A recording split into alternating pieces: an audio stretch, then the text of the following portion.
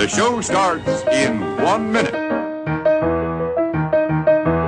Please remember to replace the speaker on the post when you leave the theater.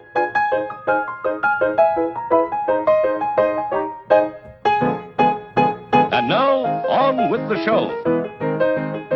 Hello and welcome to episode 72 of Saturday Matinee Theatre, brought to you by your friends here at the Longbox Crusade. We are here in Gotham City in our recording studio set up in one of the many unused rooms in stately Wayne Manor. I am your host, Jared Albrecht, the yard sale artist, and joining me as always is the Robin to my Batman. He could be 14, he could be 44, who knows? It's Pat Sampson, aka DJ Cristados. How are we feeling today, man boy wonder Cristados? Well, Jared, I am feeling great today. I got a magic trick I want to show you guys. What I want to do is, if you guys give me all your pipes, what I'm going to do is do a little magic trick, make them disappear, and then I'll make some reappear. Yeah. How about we give you one pipe to see if you can make it disappear? Fool me once, Pat. Shame on you. I mean, 7 times. All right. Shame Okay. on If you. I give it back, then I get to do it a second time with more. I'll get back to you. While we're thinking about that, also joining us is the laziest Alfred Pennyworth of all time. It's my brother, Jason the Weasel Skull. How are you today, Jason? I'm going to tell you what, Jared. These jokers have got me on the raggedy edge. Now, they're going to come in and they're going to complain because their dishes in the sink. They're going to complain because the floor hasn't been polished. But I've been driving them all around all night, carrying their stupid costumes. I don't know why they wear the stupid costumes. They just get their tails beat. Then I got to drag them back, patch them up. And I didn't sign up for this. That's what I'm saying. I did not sign up for this. Not a lot Pennyworth out. Not a lot of time for housework, I would imagine. He has been busy. All right. Well, we also have with us the incorruptible lawman of the city is Commissioner Delvin the Dark Webb Williams. How do you do, Commissioner? I mean, I'm okay, but I'm just here to tell you, I'm pretty much thinking about switching sides. Like, you know, does Daka need like a good commissioner? Because like, I'm just saying that man gets stuff done. And like the guy that I'm supposed to be on the same side with, he gets whooped all the time. And I don't want to be on Team L. I want to be on Team W. He's so fed up with the L's. I am. He's willing to commit actual treason during wartime. Yes. But you know what? I get it. I get it. Proceed. It's nice to work with someone who has their stuff together, and Docket definitely does. Okay, we have a return guest with us this time. Glutton for punishment keeps coming back to the LBC headquarters. Not sure why, but he classes to join up. He is our very own Alan J. Porter. Welcome back, Alan. It's great to be back on the mean streets of Gotham, though I will say people around here are really rude. I was just outside the police headquarters, going to get in a cab to come down to Wayne Manor, and some dude in a beat-up fedora hat and a scruffy jacket came out and just jumped in the cab and raced away and just left me on the sidewalk. So I don't know what happened to that cab, but there was a really strange sound from the end of the street there. But so guys around here really need to work on being more hospitable to the visitors to Gotham. That's all I've got to say. I think he did give you some hospitality, Alan. That's all I'm saying. Just, maybe not the way that you wanted it, but Well, yeah. Well, Alan's been here before, so he doesn't need to answer his first Batman memory or his favorite iteration of Batman on screen. But you know what? I cooked up a question for him anyway. Oh, dear. Alan and I do a show over on the On Her Majesty's Secret Podcast Network called Six of the Best, where we talk about James Bond music, scores, film music, spinoff, all that. So, Alan, think back to all the Batman movies you've seen and tell me which one you think had the best music. It's actually got to be the Danny. I love the Danny Elfman scores for the Tim Burton Batman movies. So Can't go wrong. You can't go wrong. And that little singer guy that they had doing the occasional song, he was pretty cool too. Yeah, I think you're referring to Prince, and I completely agree with you. And Yeah, I do remember the last time you were on, I think you even mentioned how if you listen to the theme of this serial, you can kind of hear the DNA of, I think Elfman watched and listened and found a way to broaden that. Yeah, very much so. Yeah. I think that's really cool. And I just want to give a shout out to Shirley Walker, who does a lot of the animated ones, to include Mask of the Phantasm, which I believe Alan and I share as our favorite Batman movie. I will say, not overall score, but just intro music, theme music, the theme for Batman Beyond. Batman That's Beyond mine right there. Yeah, that awesome. Batman Beyond is rocking, man. I think Shirley did that too. Yeah. I think that's also Shirley Walker. But yeah, that's good stuff. Good stuff. All right, with that little chit chat out of the way, Pat, do your job.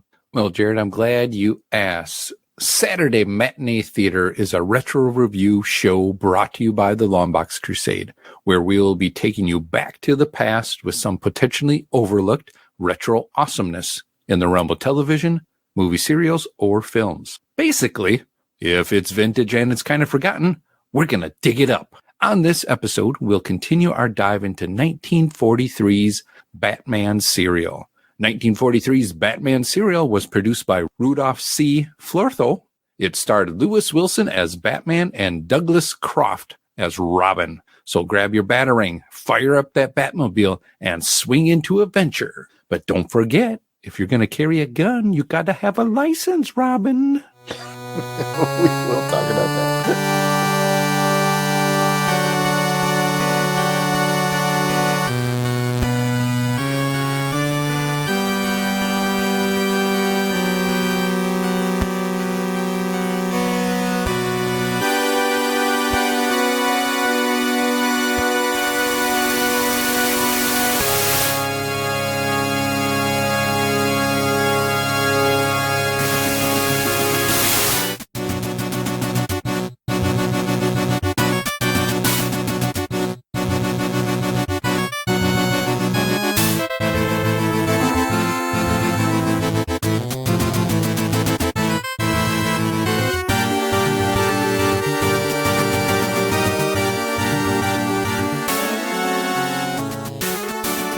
Okay, now, before we hand it over to Delvin for this episode's info, let's take a look, or in this case, a listen to a commercial that we've been playing at the time this episode was released back in 1943. This will help us get into the right time frame of mind, if you will, and transport us back to the 40s. For this episode's commercial retro rewind, we have Party Magic, brought to you by the Whiz Bar. Here's Bob Graham of Indianapolis, all set to prove the hand is quicker than the eye. Watch closely now. You may want to mystify your friend. After the string is threaded through the straw, he bends the straw and straightens the string. Next, he clips off the peak of the straw and throws it away. Now, he puts the straws together and pulls the string through. Presto! It's still in one piece. Believe it or not. Say, that's slick. Come on, tell us how you did it, Bob. Well, then at least tell us where we can learn tricks like that. Thanks. Come on, folks, let's look. Well, it's the famous Bike Party and Magic Stunts book.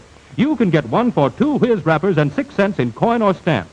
The Whiz Bar is made in the famous Bike Kitchens. Is cellophane wrapped for freshness, supplies quick energy. The world's biggest candy value, only a nickel. Sold everywhere, and boy, it's good. Remember, get your Party and Magic Stunts book by sending 2 whiz wrappers and 6 cents in coin or stamps to Paul F. Bike Company, Department 1, Chicago. Full instructions on every whiz wrapper. Okay, we're coming back from that. We will go to our Whiz Bar himself, Alan Porter. Well, all I've got to say is, hey, Mr. Bob Graham of Indianapolis, I know exactly how you do that trick. And it's not that impressive. You cheated. So. Oh, my God. Shots fired. Shots fired. That trick happened to be in an old one of, the British annuals I sometimes talk about, the Boys' Own annuals. It was in one when I was a kid, and that was one I actually tried when I had, and my uncle was actually a stage musician, and he showed me how to do it. So I actually know that trick. Ah, nice. So he didn't rope you into that one? Jason. No, but I got all tied up in how you actually do it. He's playing the game. Oh, he's being naughty. Yeah, it was a real naughty problem, yeah. Oh, man. Should we keep going? I'm afraid not. Jason. I think that joke has gone to the last straw. Jason. What was the question? What did you think of the commercial? I was trying to think of another pun. I was too. I'm not going to lie. Okay, what did I think of the commercial? Number one, magic tricks never go out of style, man. They were having fun with those in 1943. We were having fun with those in 1983, 1993, and I'll have fun with them in 2023, man. magic tricks are cool. And for 6 cents, wasn't it like 6 cents, which is very specific? And then some wrappers that you just got to send. So I just got to eat some candy bars, give them 6 cents, and I get a big book of magic. Or we could give them 50 cents and some M&Ms. The wrapper, I get it. The wrap, you could brought it all together. What's your turn, Pat? So at any rate, I liked it. I'm excited. I want my book of magic tricks. You know, Jason and I used to go to a comic shop in North Carolina where you checked out, the guy would do a magic trick for you. And then he'd be like, if you want to learn that magic trick, it was like $3 or something. And you pay him and he teaches you the trick. It's an odd combination, but it was fun. Usually it was like a kit too. So you had to buy the kit in order to do the trick, you know? Yeah. It was good times. Alakazam, Delvin, what do you think? I think that I guess it's a good thing for kids. I love how you got to play it up. I do understand it's a commercial, but the kids around and like all the adults are looking at them as like, you better take it while you got it, kid, because by the time you turn about 12 or 13, no one's going to be impressed with it. And it's going to get you 0 women. Like, no, it's just not going to work. I mean, how many times have you ever been out at a club and like, oh my God, look at that guy over there doing magic tricks. I'm so going home with him. I know. It's the guy that plays the guitar, right? Gets all the ladies at the parties. But man, watch me make this card disappear. My friend. Yeah, right. Yeah, it just doesn't translate. But for 6 cents, you could be quite the whiz kid, you know, and maybe get a lot of Valentine's cards. Yeah, I can confirm you don't get a lot of play being a magician. That's for sure. Not at my level, anyway. We've learned so much about Jason through podcasting. Like, he tried to get girls magic tricks and tried to fight with Roger Moore knife hands. Jason had a rough childhood. That's how I learned to fight, was through Roger Moore. And that's why I got beat all the time. Fight through counterexample. You and Batman have a lot in common, dude. Bring us back to the magic show, DJ Cristianos. You have the final word. Yeah, it was interesting. I liked how, as Delvin said, all the people are there kind of watching him. He's got the adult audience captivated, and all of a sudden there's an intermission where they're handing out these whiz bars or whatever they are. And I don't know what those are. Did anybody know? They look disgusting, didn't they? Yeah, it's like a hamburger, like a really wrapped in foil or something. And being the research geek I am, I actually did go and look them up, and I found a site called Candy Addicts, and they said it looked like a chocolate hamburger patty. Oh. It's something with marshmallow inside it, apparently. And they changed the shape and packaging shortly afterwards into a standard candy bar shape and wrapper type stuff. So they got rid of that hamburger patty, and I'm being polite as to what it actually looked like. But yeah, it looked disgusting. I don't know about anybody else, but I wouldn't eat that. Yeah, I was like, oh man. You know, the last time we had this conversation on the show was around the Chunky Bar. And I ended up buying a whole box of Chunky Bars. I was like, I'm going to put it in their Christmas packages. And if I hadn't ate the entire box by the time Christmas got here, that would have happened. So I noticed there were no Chunky Bars in my stocking. No Little Debbie's Christmas cakes either. But Laura, it's time to move on. Delvin, let's do the episode info. It's the thought that counts, Jared. It's the thought that counts. Episode info for everybody. Chapter 11 was titled A NIPPONESE TRAP.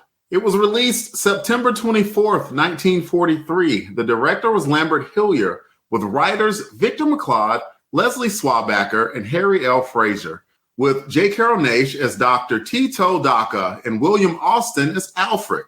As a reminder, all 15 episodes are available on YouTube. We highly encourage you to watch this episode before proceeding with this podcast, because not only is it just more fun that way, but Jared is about to give a synopsis about this episode, and then we're going to discuss it. There are probably some spoilers heading your way, folks, so if you hadn't watched this episode, we recommend you pause here, go check it out on YouTube, and then come back to join our discussion. It's not even 20 minutes, folks, so it's not that big of a time demand. For those of you who are watching along with us, we'd love to hear your thoughts. Don't forget to comment about the show on Twitter using the hashtag I'm following Batman. Jason. Hashtag I'm following Batman. Pat. Hashtag I'm following Batman. Jared, put the Chunky Bar down and do the hashtag thing. Or hashtag I'm following Batman, probably to the hospital. And Alan. Hashtag I'm following Batman. Great job, everyone. Hashtag I'm following Batman. And with that, let's turn it over to Jared for the episode summary.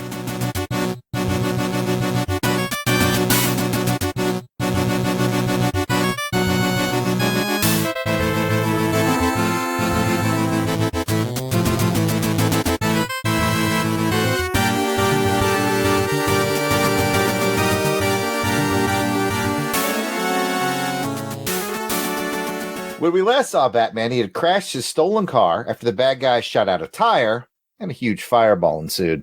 Batman managed to leap from the car just before the explosion, but he didn't stop Daka's goons from getting the radium. And now that the villains know that the Chuck White identity is a fraud, he can't use that anymore either. Or can he? Remember back when Batman and Robin captured one of Daka's goons from the mine fight, and they tricked him into giving the location of the Sphinx Club while he was quote-unquote trapped in the Batcave? That guy's name was Marshall. And if you remember, they dropped Marshall off at the police station. He's been in the clink ever since, and he doesn't know about Chuck White. So crafty Bruce Wayne uses the Chuck White persona one more time to get another lead on Daka from Marshall. Daka gets wind that Chuck White is in jail and puts up the bail to release him in order to have him killed. Daka's goons attempt to kill Bruce Chuck White Wayne in a car crash, but they narrowly miss him, and now Batman and Robin are on the hunt. Once they reach the villain's lair, well, a fight scene ensues, and Batman and Robin perform to their usual level and get defeated.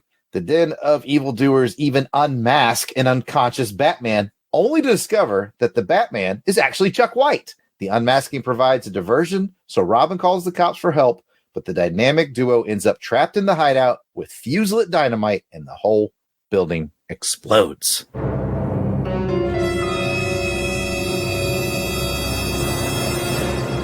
And with that, it is time to get into the highs and lows of the episode. And as we go around, we'll do 2 rounds. Please have 1 high or 1 low or 1 what the. I'm looking at you, Pat, kind of Alan. He got excited on the last Man from Uncle episode.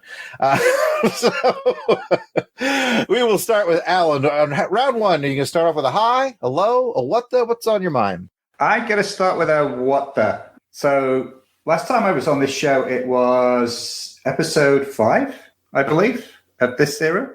And Flying Spies? Was that where you were? Yeah, I think it was around episode 5. So the opening sequence of this one, Batman bumbling about, failing, getting beaten up, the bad guys get plan succeeding, them heading into Gotham, the Barker at the fun fair, the Giant at the fun fair, getting into Daka's lair. All of that could have fit perfectly on the end of episode 5. You didn't really miss much. So what happened? I want to know, did the plot move at all? Rinse and repeat. In the last 5 episodes? Because it really feels to me, watching this one, like I just picked it up right after where I was 5 episodes ago. Has anything actually happened to move the plot forward? Other than Chuck White. Of Chuck White. Well, there was the Chuck White thing, which I actually were you around for who's the other guy? Colton? Ken Colton? Yeah, Ken Colton.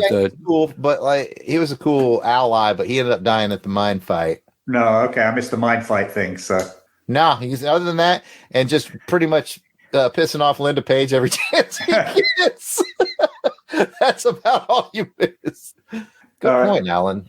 And I was confused with it. I'm going to go for a second one. Sorry, Jared. I was confused about the whole Chuck White, not the Chuck White persona, but the makeup thing, because they do that scene where Bruce is taking off makeup. And then he goes, oh, but the guy in jail has never met Chuck White.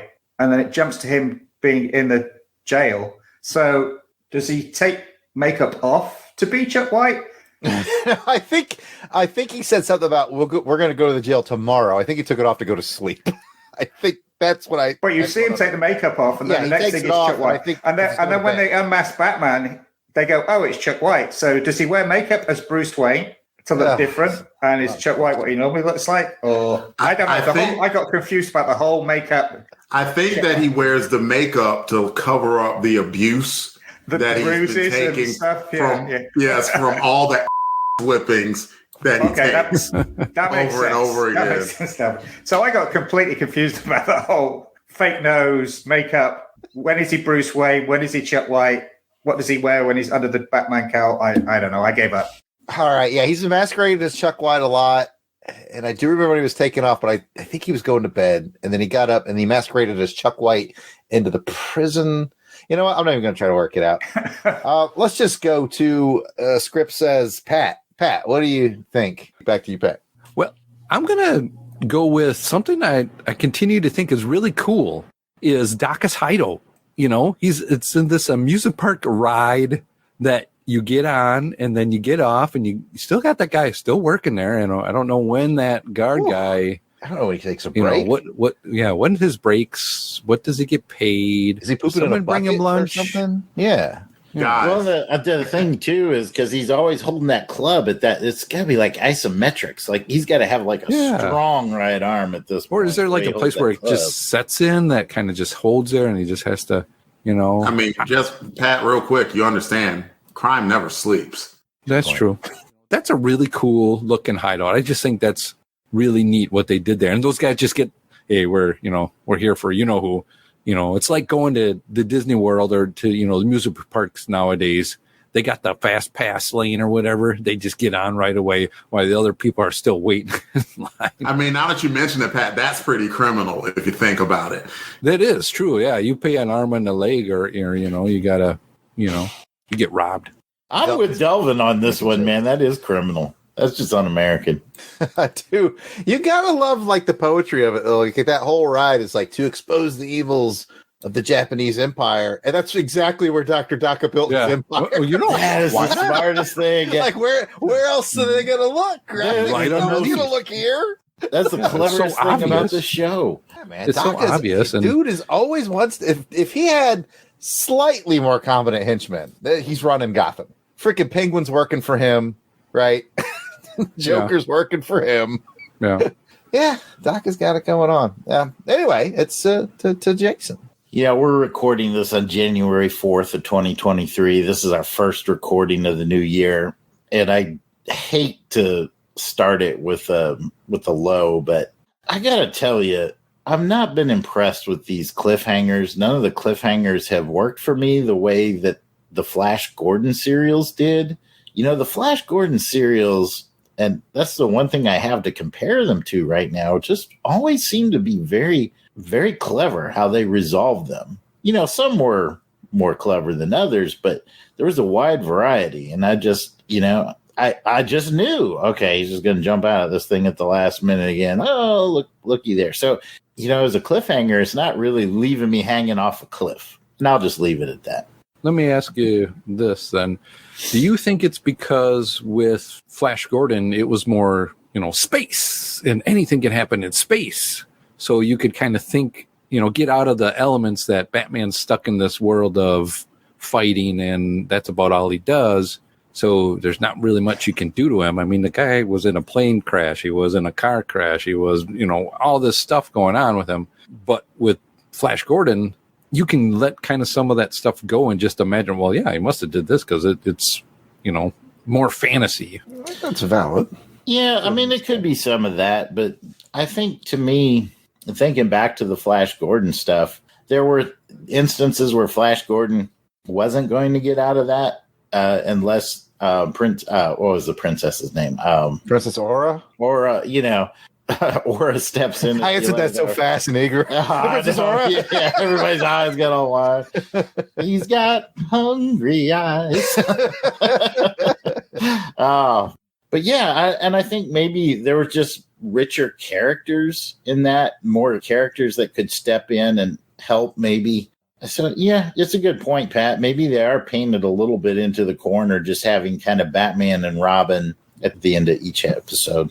I'd also like to propose that the Gordons were done in 1936, something like that. Something like that. Yeah, I was going to say 39, but you might be right. Late 30s. They're done in the late 30s, right? And these are done in 43, all right? There's a lot of dudes that worked Hollywood that are not in Hollywood in 1943.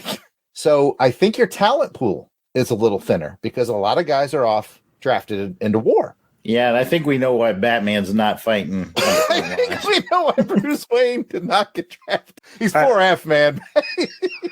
And I think budget too. They probably had a lot less money to. Possibly.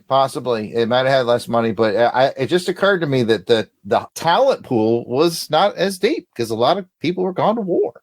So anyway, these could all contribute to it. And Pat, I think you may be right too. There's a lot more angles you can go with other than Gotham City. Because like once you laid it out, it made sense. He's like, he survived a plane, he survived a car, he survived a truck, he survived a train. Like we're running out of vehicles. All kinds of things. So yeah, but I do agree with Jason. I think I was really like, whoa, what's going to happen in this next episode of Flash? This other one is like, okay, like I said before, when Alan was like, what I missed, it's like, you didn't really miss anything. It's just rinse and repeat of the same thing happening right now. And the only thing that's really keeping this going is Daka. I think the guy is he's a smart cat, Pat, I'm glad you mentioned that because we talked about, I think last episode about how we kind of wish Daka they found a way to bring him back in the comic book continuity. And one of our listeners actually sent me a picture of a cover where the Daka he's in the DC universe. They don't make a lot of it. He's like, here's the cover where they actually used him. And I was like, what? How recent? I'll probably get it wrong, but if I had to guess just based off of art style, and I would have said maybe 2000 era. Oh, so fairly I was recent. like, oh, that's cool. They actually have Daka. If you look him up, he's in the DC wiki. They dust him off from time to time. I could do a lot with that character. Alan Porter and I will write the Adventures of Daka for DC. I just signed you up, Alan, for DC Comics. He is quite cool. Delvin, you've waited patiently. It is your turn to talk. From my point of view, I thought you might get very excited when they tease the next episode. But that's up to you. And maybe you'd fallen asleep by then. But they tease a lot more involvement from the commissioner in the next episode. So I thought, that's Delvin.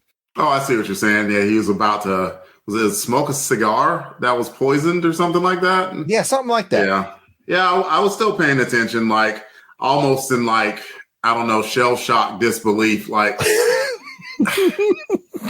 Batman walked through the door and just got destroyed by the butt of a pistol. I mean, he crumpled. I have never seen anybody crumple as badly as this Batman does. It's embarrassing. And then let's talk strategy. So he was, knocked the heck out.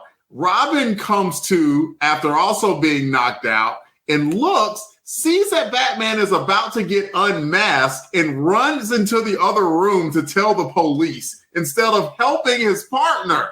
I'm not done. And so then Batman still acts like he's a little bit knocked out or whatever. And then he lets the dude plant the bomb. He watches him and then he jumps on him at the door. Why? That's a bad strategy from every angle. It was terrible. It hurts my head to see how bad I don't want to be like this. I really don't. And I just want to stress that it's just to make some humor out of it. There's some episode of American Dad where Steve, the kid, gets into the trouble and he's trying to run away and run upstairs and he keeps running and tripping over things. And Stan, the dad, is just watching him and he just kind of chuckles. It's like, he's just so bad at using his body. That's both Batman and Robin. They have no need to ambush or anything. At this point, seriously, they should just, I mentioned this before, take off the costumes and just use your money and just spend more money on a more robust police force or a good neighborhood watch or something, because the Batman and Robin thing does not seem to be working. We have a few more episodes, but not many more. Not many more. I got to see the man win a fight. I have not seen him win a single fight. And it's been 11 episodes. And Robin, I think, had the best idea in there. He locked himself in the room. So, we are in over our heads. Someone get me through to Metropolis. Past my curfew. I need to be home. Call the ambulance. We're getting our asses whooped again. So I call the Wonder Twins. I need a bucket of water and a tiger. Oh my goodness. I'm sorry. I cracked myself up. I need a minute. That was a good one. Yeah, I'll tell you what. It is. You mentioned the physicality, Delvin. I mean, not even the fights, but the bit where they were climbing over the fence to get in. Yeah, that's some tough security. That's tough security, and then they climb over the fence. Just watching, couldn't they have at least got a stuntman who knew how to move? Watching I presume it was Lewis Wilson, climb over that fence was absolutely embarrassing. It was like, I just don't want to watch this. It was just, it's like watching me climb over a fence. Yeah, or me. Yeah, that's right. In a way, this is realistic in a sense, right? Could you imagine if Elon Musk put on like a costume and went out to fight crime and climbed over a 10-foot fence? Yeah, okay, yeah. He would get destroyed. The Bezos Wanderer by his side. It is funny. Everyone would just kind of stop and look like, dude, you're Elon Musk. We know. No, I'm totally not. Yes, you are. I can tell the look. Look, it's the internet. Take the show back, Jared. It's to Alan. Save us all, Alan. So you mentioned in the summary about Daka bailing, what was his name, Charlie White? Yep, Chuck White. Bailing Chuck White out, that Daka paid for it. But before that, Robin and Alfred had been to see a bail bondman, and they paid him to bail Chuck White out. So who actually bailed him out? Was it Daka or was it the bailsman? And if it was Daka, did the bail bondman just pocket the $25 and not bother? Or did they both pay the police? And why did the bail bondman think it was weird that this kid, who was said he was the son of a burglar, had a chauffeur with him? Yeah, I would have had questions if I was that bail bondman. I think that bondsman pocketed that money and never thought about it again. Too many questions from something that made me think way more than it should have. So. You're right, though, Alan. I mean, my synopsis was already too long, but that did occur to me. I was like, we had basically 2 scenes of people saying they're going to put up the money, and that never became a plot point. So it was like, you could have cut one of those scenes. Like, you could have cut the Batman, the Robin, and the bondsman scene. Yeah, the whole bondsman thing just didn't go anywhere. Yeah. Weird. Pat. Well, let's talk about Chuck White being in the jail. They're going to allow him to have a lighter in the jail that he could have lit the mattress on fire or something and, gotten out somehow that way or maybe. Man, it's the 40s. I was about to say the same. 40s, everybody smoked. Prisoners didn't have any rights. You see the commercials, Pat. I understand that, but I was like, I would have thought at least, hey, no, you can't have this lighter with you. It was just weird. And then he gives it to Marshall. And of course, that guy get duped again and by Chuck White and, by Batman and Chuck White. I was like, I'm like, really? He's going to just stand around smoking in a cell. I know you were watching that like, yeah. Well, I was like, yeah. The whole pack, you say? Pat, it kind of brings up one of my favorite things, and I'll keep this short so we get it to Jason, though. Like, that tracking of Marshall has impressed me. For Alan's kind of reference to the fact that you could skip several episodes and it didn't really matter. Like, they've really kept track of that one guy from the mine fight to the Bat's Cave to the prison, and they were able to use him again. I was like, yeah. Every time they use him, I've forgotten about him. But Jason, you can riff on that or bring a new topic up. Well, I'm going to riff off of an older topic that you brought up, how Daka has a really cool setup, good strategic mind, but his Achilles heel is his help, man.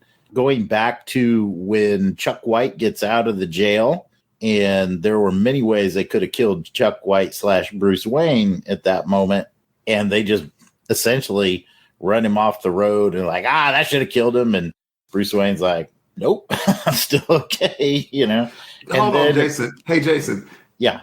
They could have sold that a lot better. Like, because it looked devastating. It did. And then, that's fair. And then afterwards, Bruce was like, no, I went to the hospital, checked me out. They gave me a lollipop. I'm good. He didn't have a scratch on him. Isn't the doctor like checking him over too? Like the fake nose? And, hey, man, this nose doesn't seem right. You break it? You might have leprosy, son. Watch it falling off. Oh, man. Well, but even at the end, like Delvin, you were saying, they just cold cocked him. They had him just out. I thought that's concussion protocol at the very least at that point. And they're like, what do we do with him? They had him sitting in that chair. Now, if I'm one of Daka's henchmen, I'm putting 2 in his head. Just pop, pop. Yeah, I don't care who he is. Daka's going to give you a bonus for that. Yep. I'm getting a bonus. I'm not getting thrown in that tiger pit. Things are going to be good. But Daka's men not stepping up. Just remember the time that Delvin got trapped in that pit and it was full of puppies. Yeah, that's right. Yeah. Puppy pit. It was adorable. Speaking of Delvin, you get to bring it home, my friend. Well, the only thing that I was going to mention was about how he got hit by the car, and that looked devastating. And I will piggyback with Jason. It's like, come on, guys, trust but verify. It's like, yes, you did hit the man with the car, but you couldn't have lingered for 2 seconds to look in the mirror because apparently he was absolutely okay. In fairness, the cars that they built back then were mini fortresses, so it's highly possible that he could have been hit by a freaking truck in the car and would be like, my neck hurts a little bit. But they also, as a story point, they could have sold it that, man, I'm hurting a little bit, but I still want to go out dressed as Batman. And then that's why I took this terrific loss that I took at the end. Like, that would have been okay. But, yeah, no. I think that's it. I do agree with Jason just wholeheartedly that the henchmen could have and should have been a little bit better. Because at this point, if I were Daka and they came back to me for about the 1300th time, it's like, no, Daka, for real, man, for real. He's dead. He is totally dead. It's like, is he? Did you look? Did you take a pulse? What proof do you have that he's dead? You don't? You don't have proof? Okay, I'm turning you into a zombie. Like anything, right? Because at this point, Daka doesn't seem like the type of bad guy that would brook failure, right? He doesn't. He likes results. He's a very result-oriented villain. So I'm surprised that he has tolerated his henchmen being as inept as they have been. Can't argue with that. I will say, just to end this on a bit of positivity, I actually kind of liked the part where they unmasked him, because there was a little part of me that was like, what's Robin going to do? They can't unmask him. Well, and then they're like, it's Chuck White. And I was like, they duped me. He's Chuck White under the mask. That's pretty good. I like that. But has anybody got any parting shots? Pat, you got anything left on your list? Oh, Alan came off mute before you did. So here we go. Okay. It's just a thing watching it with the whole Chuck White thing. It made me wonder if Chuck White was the inspiration for Denny O'Neil's Matches Malone from the 70s. Because that's what I kept thinking about. That's what you did miss from the other episodes. We brought that up. Oh, okay. Like if they would have just called him Matches Malone, they would have got a whole nother point from me. Yeah, we when they first did the disguise, we were like, "Oh, please be Matches Malone," and they called Chuck White. Yeah, well, Matches Malone didn't. I mean, that was the 70s when he came up with that character. So, by the way, while we were talking, I looked up the Daka. You're right. He was in a couple of episodes, a couple of issues of All Star Squadron. So taking on Starman. So, there you go. Yeah. Daka. He said you need to bring him back to the Batman universe. Daka, so hot right now. So hot right now. One man, 2 syllables. Daka. Daka, the man with the plan. Go to plan number 5. Oh, man. But yeah, I guess we didn't actually know, going back to the Matches Malone thing, like I guess none of us were sure when that character was invented. Because, as we talked about before, Alan, there's a lot of stuff in this serial that became Batman lore, like the look of Alfred and the grandfather clock and the Batcave and the Bat Signal and stuff. We were like, when we saw the fake Chuck White, but they didn't say his name yet, we were like, oh my gosh, really? All of us were like, is this going to be Matches Malone? But yeah, I guess you're right. Didn't get invented until the 70s. But yeah, I wonder if there's an inspiration there. I really do. Pat, did you have anything to do? I just got my usual bat fights. Make Delvin's editing harder. Yeah. Of course. I got bat fights, and we got 2 bookends on this one. We start with one side is exploding car. And then he fights car crash. Then there's a goon fight. I just call it a goon fight, because he's just fighting goons. And then he fights an object to the head. Boom. Did not win. Knocking on. No, he didn't win on that one. And then he fights another exploding bomb. So will he get out? I don't know. I'm sure he jumped out the window or something. This is the second exploding building he's been in. Remember, one of them was like, we were like, oh, I wonder how he got out of it. And it was like, well, basically he didn't. Just this one part of the roof fell. That happened twice, actually. I think in the mine shaft and at the acid factory. Yeah. I guess I do have one more thing, because with that explosion at the end, it really looked like, to me, like Batman grabbed that guy so he could throw his body onto the dynamite. So I'm like, if that happens, I'm giving it a +1 point right off. I am too. I'm like, right off the bat. The Punisher all of a sudden. Hey, well, one of them was wielding a gun in this episode. Was it Robin? Yeah, Robin had a gun too. Yeah, Robin had a gun. Yeah, but he couldn't keep them from taking him out. You knock out Batman, then you just shoot the guy that I want to see Rob just laying fools out. Yeah. Well, that's a go back. Maybe he didn't go to gun school. At the time, you got to go for hunting school. You got to get there crying like, "No, my parents." Rob's like, "It's the only way we're getting out alive." It's time to spray brass, Batman. Oh, this got dark fast. Oh, all right. Let me get to the fun facts. All right, for this fun facts, I'm going to talk about Alfred, as played by William Austin. Kind of an interesting life. He was born in 1884 in Guyana. At the time, it was British. Guianan? Am I pronouncing? It's spelled differently, so I imagine it's slightly. It's pronounced the same, British Guiana. Really? Because it ends with an N. It's English. Oh, my bad. I'm sorry. My bad. British Guiana, now just Guyana. Anyways, I haven't noticed this on the cereal yet, but everywhere I keep reading about the cereal, his last name isn't Pennyworth. It's Beagle. Alfred Beagle. That's what it was in the comics to start with, yes. I didn't know that. Wow. I was like, Alfred Beagle? Yeah. Weird.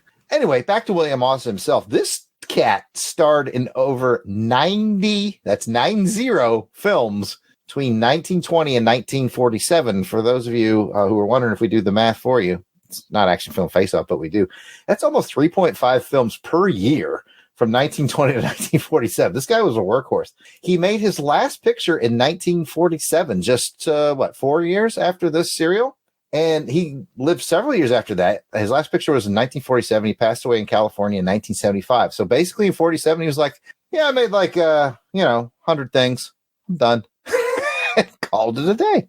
So that is your brief history on William Austin, who plays Alfred Beagle. So just to go on that, so the rotund original Alfred was Alfred Beagle, and he was still Alfred Beagle in the comics at this point. But when, after this serial, Alfred in the comics changed to a tall, thin Englishman called Alfred Pennyworth, who was based on the Alfred from this serial. Oh, yeah, now I knew this one had an effect on the look, but I didn't realize this is where the name change took place. But I guess because they made him more British, they wanted a more British name? I guess so, but yeah, it was to differentiate the two characters, so yeah. Okay. Huh. There you have it. And with that, let's get into our Batarang ratings.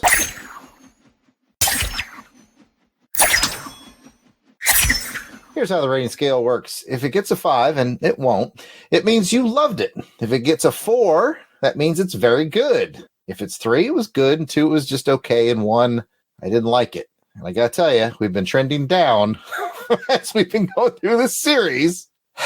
So let's get into this. Jason, I'm going to have you go first. Put me on the spot. It deserves a 2. I'm going to give it a 3 because I don't have the heart to go into 2023 giving a Batman show a 2. So 3 for me. Mercy 3. Mercy 3. He gave it the bump up from a 2. Delvin's giving me that look like, no, man, no. So Delvin, what do you got? Well, as we discussed with Mercy bullets, right? Like those aren't really Mercy bullets, right? We all know that. He's just lying. So Jason was lying when he gave it a 3. It's a 2. Like it's and I don't relish in this, but I am tired of seeing Batman lose like this. He's not even losing to overwhelming odds. They were like 3 dudes in the room and he had an ambush and he still lost badly. And his strategy was bad.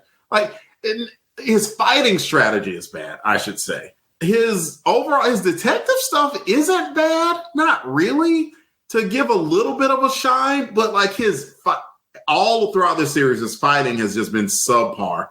And that is the danger element that makes Batman so famous now. And I'm not saying he needed to be. I'm not expecting 1940s and him throwing out, jiu-jitsu stuff and everything. But my goodness, the man can win a fisticuffs fight, right? Like heck, if they just freaking put up 2 fists, he should be able to win. And he hasn't won anything. And at this point, at episode 11 of the series, it's just gotten to me. So I'm giving it a 2. Man, I hear you. And while you were explaining that, it occurred to me, like, I wish I could go back in time and tell the producers, they seem to think that every cliffhanger has to be Batman in peril. And I think that's why he keeps losing fights, because he has to be sort of unconscious or whatever to be in peril.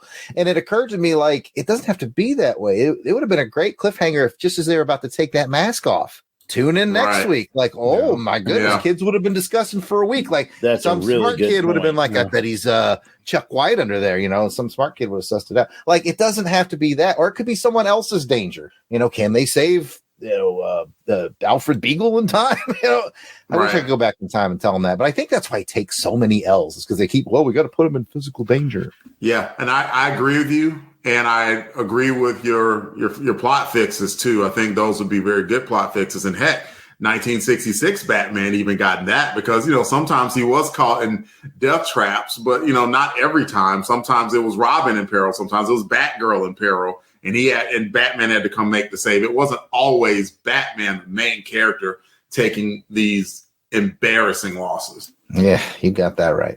All right, DJ Christados. Jason threw out a pity 3. Delvin threw out a pretty realistic 4. Where are you going to go? I mean, I'm sorry, 2. Merciless 2, I think. Where are you going with this? I'm going with 2.5. Acceptable. Yeah. Sorry. No, it's not. Nope. Sorry, it's not. Okay, I'm going with a 2. I'm with Delvin on this one. This was okay. You know, this is super filler on this one. And, you know, we got to, sometimes you got to eat the filler, and I guess we're eating it right now. But, you know, what bumps me to the half, if I could, is Daka. You know, I like the Daka part of it. I agree with you on that, Pat. Alan has a no higher than 2 look in his eyes. I gotta tell you, what do you think? Yeah, I tell you, I was wavering around a 1 on this one. This has got to be. I mean, I've seen this serial multiple times, so this is probably the lowest point. It's one of the most boring episodes. Nothing really happens. If you think about this episode, I mean, where was the trap that was in the title? There was no trap. That's a fair point, Alan. Other than like getting him out of jail, like we bailed him out of jail so we could kill him. The only thing I think that really helps move the story along in here was that Daka got the weapon that he needed. Yeah, which by the way, they're all carrying lumps of radium around like it's the groceries. Which So I'm going with a merciless 2, and the only thing that bumps it up to 2 is Daka and his plan still going along. I agree with you all. He is the high point character of this whole series. I'm on the merciless 2 train. I'm lucky to get a 2. Fair enough. And I'll leave Jason to 3 Island. I respect you bringing in the new year with that 3, Jason, but I'm going to sit with the guys on the 2. Thought it was just okay. It's the last one. It's the last time. It's the last mulligan they get. I'm actually Alan. Like, I started to move into didn't like it territory, because, like Delvin said, I'm just so tired of watching them lose, and I just want to shake the writers and be like, "There's other ways to build cliffhanger drama than to have him lose." And Alan, you mentioned the title doesn't make a ton of sense. We watched one called Flying Spies, which had literally one spy that was flying. Like, like they're just writing these titles. It's like there's not plural spies that are flying, and even that was a stretch because he was a passenger on the plane. So yeah, there's just some things I think corners cut. I had a feeling that when they attacked him as Chuck White with the truck, that might have been meant to be a cliffhanger ending, but they were like, "Oh, this is only 7 minutes long. You know, we've got to do more." Like these little things that bother me. So yeah, I'm gonna jump on the 2 train, toot, and hope that Alan's crystal ball pays off, as he says. This may be the low point of this serial, and hopefully we can pick it up and maybe watch old Batman win a fight near the end. And with that, let's get to the Gotham City mailbag. We are thrilled to kick off these comments with special shout-outs to our Crusaders Club members. These are the fine folks who have joined our crusade. They enjoy early access to special Longbox episodes. They get to vote on show content. They get free raffle entries and so much more. These are the folks reaping the benefits and giving some much appreciated support to the show. And Helica Wolf. Auburn Elvis. Bill Bear. Blast it or stash it. Braxton Underwood. Captain Entropy. Clinton Robinson. Dave Collins. Ezra Gallo, Gerald Green, Jason Lady, Jason King, Jeremy L., Jim Jarman. I hope you like Jim Jarman too. Happy New Year, Jim. It's our first recording of the new year. Jim Meal, Joe Thomas, John Watson, Josh Strickland, Candace Ward, Kathy Bright, the MVP, Mark Ross, Maxwell Traver, Michael Wegner, Miranda W., P.D. Devons, Paul Hicks, Rick from Jeff and Rick Present, Rob Morgan, Ryan Daly, Samantha Maney, Sean Urbanski, Spidey 67, Steve Cronin, Spreadsheet. Tim Price, Tony Pennington. and Toronto Cop. If we miss you on our list, we apologize. Keep in mind we record these episodes well in advance of release, so if you're a recent edition, we'll add you soon, but no worries. Let us know that we missed you by sending an email to contact@longboxcrusade.com. We will get it straightened out. If you're asking yourself, well, how do I get in on this? How do I become a Crusaders Club member? It's very simple. Go to patreon.com/longboxcrusade. For as little as $1 a month, you get access to the Crusaders Club. Please come check it out. We spend that money mostly on raffle prizes to give away to you fine listeners. So whatever we don't spend on that, Pat spends on what is it you buy in that back alley, Pat? some pipe stuff, some cotton candy, but no heroin. There's our LBC promise to you. Daddy's little helper. All right. Now, if you don't have any extra scratch laying around, but you still want to help us out here at LBC headquarters, please take a moment to write a review on Apple Podcasts or whatever podcatcher you're on. If you even want to keep it short with the star ratings, that's fine too. We just want to encourage the conversation and build the family around the program. If you like these old serials, we're not going to stop making these podcasts. So you might as well listen because So let's get into our shares and retweets for our last Batman episode, which is chapter 10, Flying Spies. And if you remember last time, we only had one name to read and it was really sad. We're like, only had one person to share and retweet. We've doubled it. Oh. 2 names to read. Yes. So, Pat, go ahead and read the first one, and Delvin, you get to read the second one. Starting us off is Tim Price. Woo! Thank you for that retweet, Tim. And wrapping it up is my mom. We got more mothers on the show than this. Where's our mom? I love the fact that we now have 2 names, and one of them is Delvin's mom.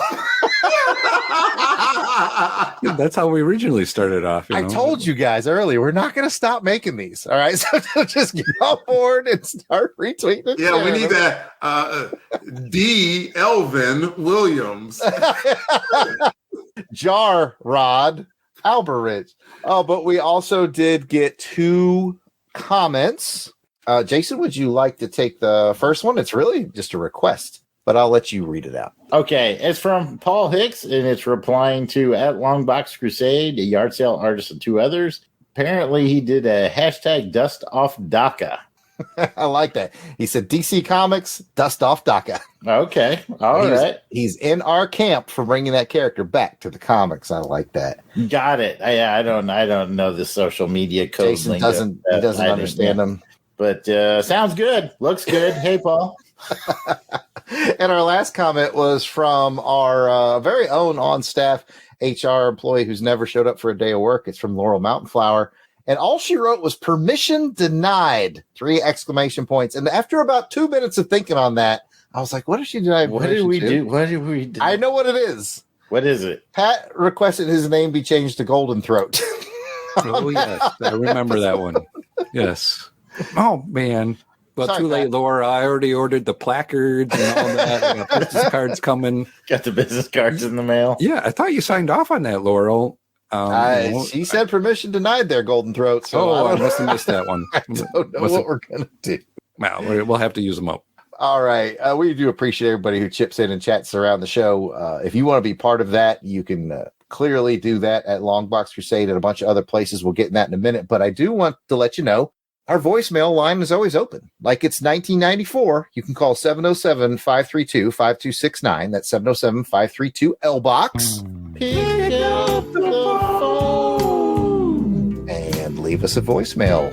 Let us know your opinion. How do you feel about these Batmans? Have you been checking out these serials? Are you as worn down as we are at this point of Batman getting his butt kicked? What are some of the high points? Lift us up, people.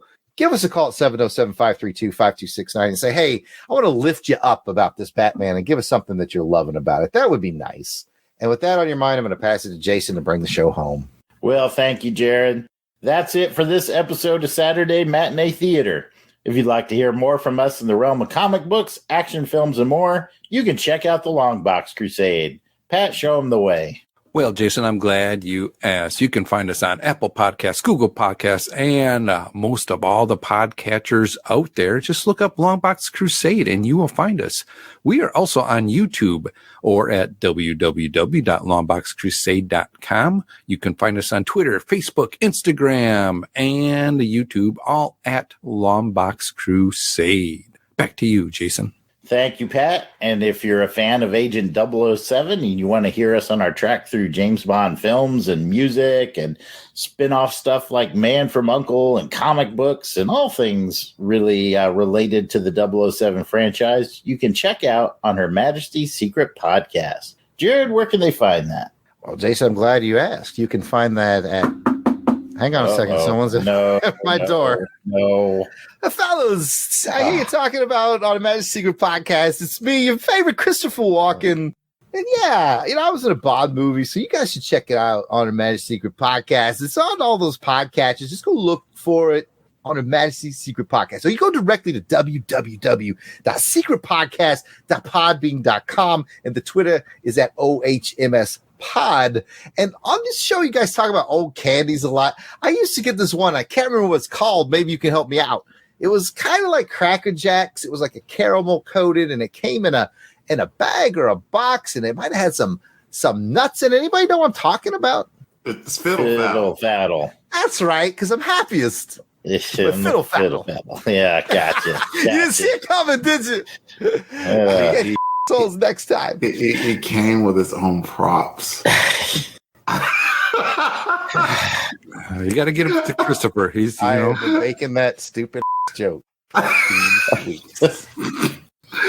have many more of these rhymes with saddle jokes in your future. Just so I kind of figured as soon as I saw this one, I think this is like the opening salvo right here. I thought we were done with jokes for Crusademas. Now I got to go. I saw Alan laugh just a little, and it was all I needed to do. At least 6 more of these. All right. Well, thank you, Chris. If you'd like to chat with us online, we can be found at Pat. Go ahead and kick us off. Well, Jason, I'm glad you asked. You can find me on the Twitter at Christatos01. Delvin? You can find me on Twitter, DEE_RAY1977. Jared? I am at Yard Sale Artist. Twitter, Facebook, Instagram. It is all at Yard Sale Artist. Chris, where can you be found? I'm at felloffabridge.org. You're at... That's not a real... I'm at Max. It's got like 9 A's in it. Doing jokes with Jason now. It's late. All right. You can find me at Weasel Skull on Twitter and Jason Albrick on Facebook and Instagram. And Alan, go ahead and round us out. You can find me at Twitter at Alan J. Porter or my website, alanjporter.com. And if you're interested in the history of the Batman, I have the Batman on the Cover project on Tumblr, where we have been posting the chronological history of Batman in publishing, starting way back in 1939. And as of today, we've posted 1,768 Batman covers, and we are up to August 1967. So we post every couple of days with a brand new cover. Wow. Follow-up question. Is that comics exclusively, or if he shows up on the cover of a magazine like Life or whatever like that? It's the comics. Comics, strictly comics. Okay. Strictly comics. Because I was wondering if like this serial ever made the cover of a magazine or something. But there'll probably be a placeholder for when this... Well, I know there is. There's a placeholder for where this serial fits into the continuity. There'll be like a little mark that says... An entry that says, this is when the 1943 serial happened. So you know what comics will be published around that same time. Oh, I see. A little context. I like that a lot. Very cool. Very cool. Yeah. All right. Well, thank you for that, Alan. And all right, folks, it's time to get your quiver filled with arrows and ready to fight against taxation, because our next episode will continue our journey through the 1955 adventures of Robin Hood TV series. We'll see you next episode for episode 3, Dead or Alive. The meetup location, Sherwood Forest. Because I want it. You knew it was coming. Dead or alive.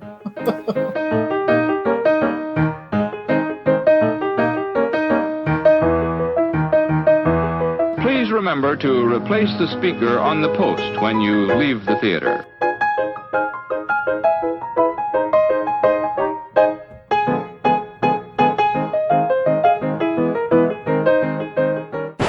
Outtakes. When I walk this forest, a loaded bow on my side. Oh, my back. I beat people with both staffs. I'm not afraid to make them cry. This dude burned down his own house. Just to protect me.